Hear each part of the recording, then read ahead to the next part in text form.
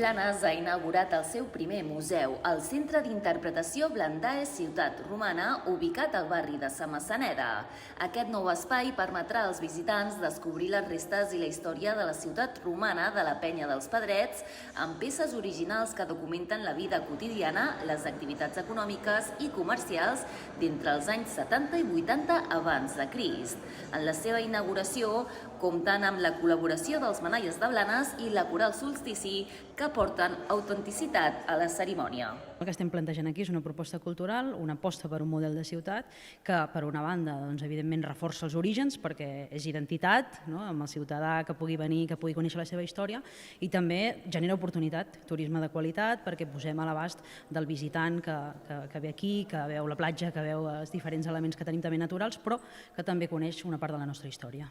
És una finestra oberta al passat, però que ens diu molt del present i d'aquí som Blanes. Jo crec que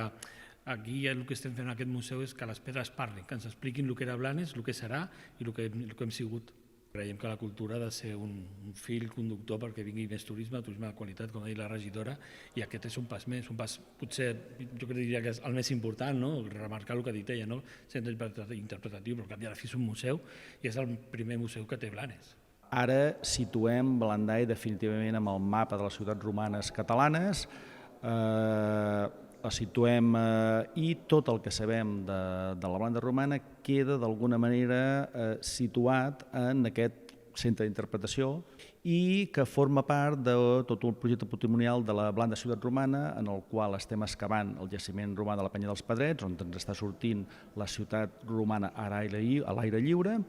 Després hi hauria aquest centre d'interpretació que serà un espai viu on anirem mostrant tots aquests nous avenços i els nous coneixements que sabrem sobre la ciutat romana. Fem molt d'incís amb tot el tema comercial, hi ha peces molt xules com